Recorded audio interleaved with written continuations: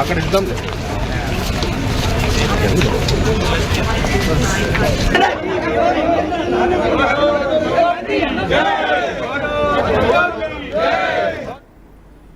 Right. అతి మాజీ మంత్రి ప్రస్తుత ఎంపీ ఈటెల రాజేందర్ కాళేశ్వరం కమిషన్ విచారణకు హాజరయ్యారు. ప్రస్తుతం ఎంత టెన్షన్ వాతావరణం ఉంది అక్కడికి చేరుకున్న కార్యకర్తల్లో.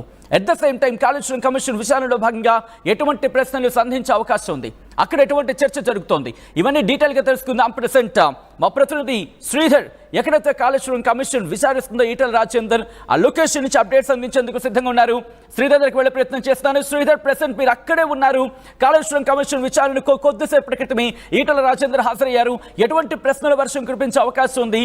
ఎన్ని గంటలకు ఆయన చేరుకున్నారు? అక్కడ సినారియో ఏంటి ఆయన చేరుకున్న సందర్భంలో?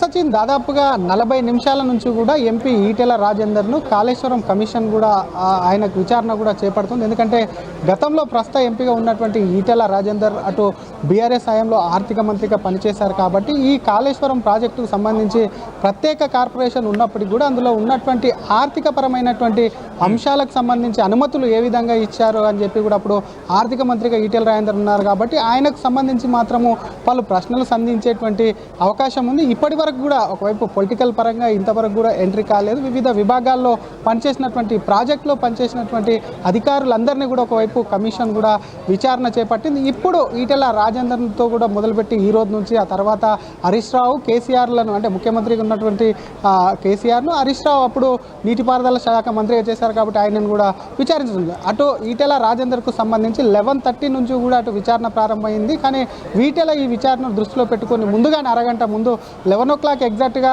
బీఆర్కే భవన్ కమిషన్ వద్దకు చేరుకున్నారు. ఈటెలతో పాటు కొంతమంది అనుచరులు కూడా లోపలికి వెళ్ళారు. అందులో మాజీ ఎమ్మెల్యేలు కూడా ఉన్నారు. ఇందులో భాగంగా కాళేశ్వరం కమిషన్ ఈటెల రాజేందర్ను బహిరంగ విచారణ అని చెప్పినప్పటికీ అటు అక్కడ ఉన్నటువంటి నేతలను చూసి మాత్రం నేతలందరినీ కూడా పైకి వెళ్ళారు కాబట్టి వారందరూ పక్కకు ఒకవేళ పక్కకు ఉండకపోతే లేదంటే కిందికి వెళ్ళకపోతే ఈటెల రాజేందర్ను ఇక్కడి నుంచి తీసుకెళ్లి మరొక చోట విచారిస్తానని చెప్పి కూడా కమిషన్ స్పష్టం చేయడంతో ఈటెల రాజేందర్తో పాటు వ్యక్తిగత సహాయ సిబ్బంది ఒక్కరిని కూడా ఎలో చేశారు. బహిరంగ విచారణ ఈటెలను జరుపుతున్నప్పటికీ కూడా చూసాం.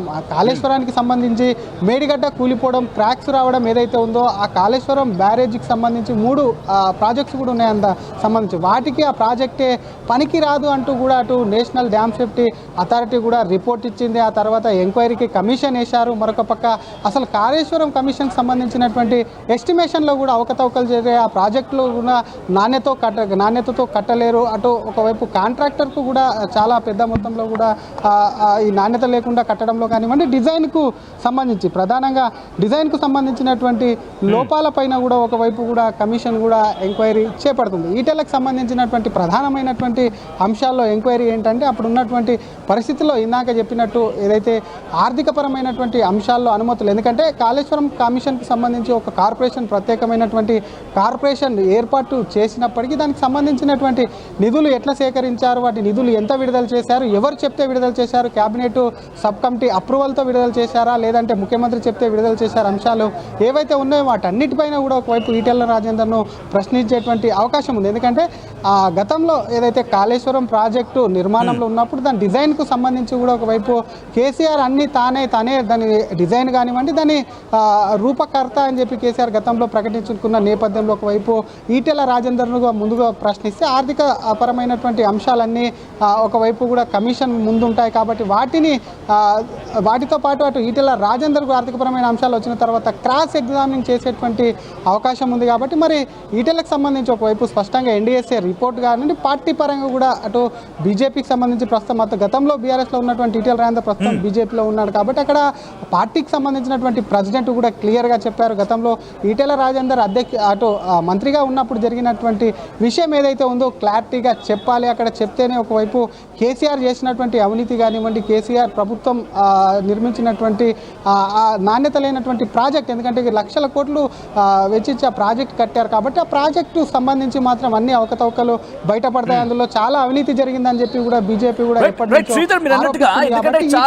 ఎందుకంటే ఈ ప్రాజెక్ట్ కి సంబంధించి చాలా అంశాలు, మేడిగడ్డ కావచ్చు, అన్నారం కావచ్చు, సుందిళ్ళ కావచ్చు, వీటికి సంబంధించి అనేక క్వశ్చన్స్ తలెత్తే అవకాశం ఉంది.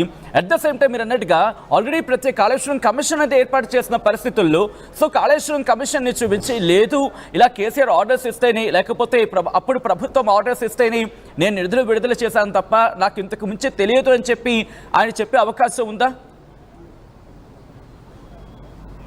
డెఫినెట్గా సచిన్, ఎందుకంటే ప్రస్తుతం కూడా ఆయన అనుచరులు కూడా బయట ఇందాక ఈటెలతో పాటు వచ్చినటువంటి అనుచరులు పోలీసు ఇక్కడ నుంచి పంపించినప్పటికీ ఆయన అనుచరులతో కూడా ఈటెల మాట్లాడారు, కొన్ని విషయాలు కూడా వాళ్ళతో చెప్పినట్టు కూడా మనకు వాళ్ళతో మాట్లాడినటువంటి విధానాన్ని బట్టి తెలుస్తుంది. ఎందుకంటే తను ఏ విధంగా అయితే అటు ఆర్థిక శాఖ మంత్రిగా ఆర్థిక శాఖకు కూడా కొన్ని పరిమితులు ఉంటాయి, ఎందుకంటే క్యాబినెట్ అప్రూవల్ చేసినటువంటి నిర్ణయాలు ఏవైతే ఉంటాయో ప్రతిదీ కూడా అటు ఆర్థిక శాఖ మంత్రిగా నిధులు విడుదల చేయాలంటే క్యాబినెట్ చేసినటువంటి అప్రూవల్ అంటే క్యాబినెట్ ఆమోదంతోనే కూడా ఫండ్ విడుదల చేస్తుంటే ఏ శాఖకి ఎంతెంత ఏ ప్రాజెక్ట్ ఎంతెంత విడుదల చేయాలి అదంతా కూడా క్యాబినెట్లో నిర్ణయం తీసుకుంటారు. కాబట్టి క్యాబినెట్ నిర్ణయం అప్పుడు ఉన్నటువంటి ముఖ్యమంత్రి నిర్ణయం ప్రకారమే తమ ఎంపీ తమ నేత కూడా ఒకవైపు నిధులు విడుదల చేశారని చెప్పి వారి యొక్క అనుచరులు ఇందాక కూడా ఇక్కడ మాట్లాడుతూ కూడా చెప్పినటువంటి సిచ్యువేషన్ ఉంది. కాబట్టి ఈటెలకు కూడా ఒకవైపు తను ఏదైతే కమిషన్ తనను అడుగుతుందని చెప్పి ఈటెల ముందుగానే ఎక్స్పెక్ట్ చేసి ఇందాక మీరు చూపించారు ఆయనకు సంబంధించి రిటర్న్గా కొన్ని పత్రాలు కూడా ఆయన వెంట తీసుకెళ్లారు, ఒక డైరీలో కూడా రిటర్న్గా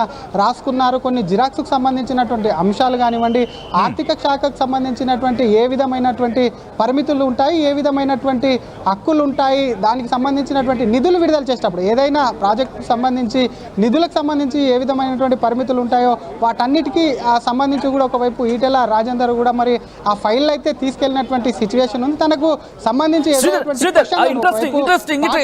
చెప్పాలి ఇక్కడ ఈటెల రాజేందర్ కి సంబంధించి, ఎందుకంటే గతంలో అక్కడ ఇంజనీర్ కి సంబంధించి ఆల్రెడీ ఇన్వెస్టిగేషన్ ఎంక్వైరీ జరిగింది కాబట్టి ఈ కమిషన్ ఎంక్వైరీలో భాగంగా వచ్చిన ఆ పాయింట్స్ ని బేస్ చేసుకొని ప్రస్తుతం ఈటెల రాజేందర్ ని క్వశ్చన్ చేసే అవకాశం ఉందని చర్చ జరుగుతోంది. సో దీనికి సంబంధించిన క్లారిటీ వచ్చే అవకాశం కనిపిస్తోందా?